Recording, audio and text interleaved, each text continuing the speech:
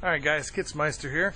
If you just saw the first video, we kind of went over the process I use for cutting wood, and I'm going to show you some of the tools that I use for actually getting that done.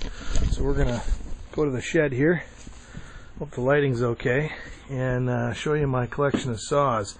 I use primarily all Stihl. We do have one John Strude in there, this old guy I've had forever. Stihl, in my opinion, are the best saws in the world. I had, as you can see, it says Husqvarna on the hanger. A very good friend of mine was a Husqvarna dealer, and I blew up 3 of them in one season, and I think I had about 6 of the saws, and I took the other 3, sold them on eBay, and bought all Stihls, and I've never had a problem since. So if you homeowner use, they're probably fine, but I cut a lot of wood, and I really use them hard and expect a lot out of my saws, and in my opinion, these are amazing saws. I'm just starting up at the top. We got a Stihl 009, and I'm going to kind of go off this in memory, so I could get my facts screwed up. I think this one's about a 1.7 horse. They call this a bucket saw. It's a 14-inch bar on there. This is what an arborist would use when they're climbing. This thing's great for doing little limb work. My wife can use this saw. It's very lightweight. Does a great job. This John Strude here is a 621. We're running a 16-inch bar on that one. I don't really know the specs on that one. It's a kind of a lugging saw. It doesn't spin a lot of RPM. Does pretty good, just judging by the other saws I have. I would say it's probably, maybe a 3 horsepower saw, something like that. This here is a Stihl 046. Actually, I should go in order. This would be the 036 if we're going in order of size. The 3.6 I think is about 3.2, 3.4 horse. We're running an 18-inch bar on that. It's a good little saw. This next one, jumping back, this is my favorite saw here. This is an 046. It's 5.4 horse.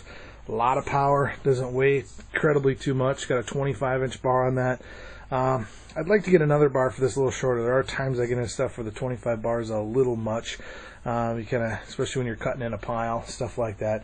But this is the saw I use to drop trees with because it's light, it's easy. I've dropped a 40-inch tree with this saw here, and it does real good. And then my big boy down here in the end, this is a Stihl 076.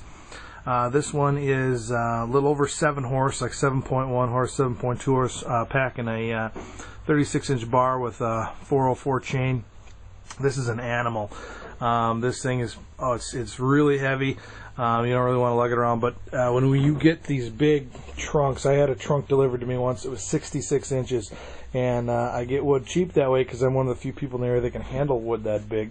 You just lay this thing on and cross cut it. So generally, if I'm cutting, I use this baby to drop the tree, and then this one to chunk it up.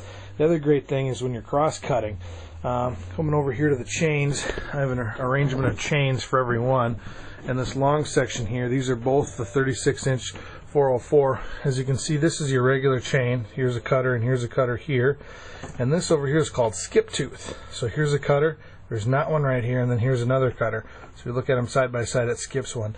The skip tooth is phenomenal for when you're cross cutting, when you're going with it with the grain, and basically it spits out really large chunks, and you can really bog down the saw and get it all to where it just doesn't cut very good. Surprisingly, that stuff cross cuts just as good too. If you're in a very large chunk of wood, in some cases it actually will cut better because when you have less teeth in there, you're using less horsepower, and when you're using less power, generally you get a higher chain speed. So you can potentially cut faster with less cutters depending on the situation. Then up here we just have various tools and stuff we need, earmuffs, protection, eye protection, stuff like that. These are a pair of chaps that I wear. Highly recommend something like this. I've had a few close calls here where you're, kind of slip when you're moving. The chain may still be rolling, and I have screwed up some jeans pretty good, and fortunately never cut myself. So after the second time that happened, I got these chaps, and I don't cut without them. But thanks a lot, guys, for checking in with me and seeing what I use for cutting here. But we'll probably do a little cutting and show you some videos of that. Thanks. It's Kitzmeister. God bless.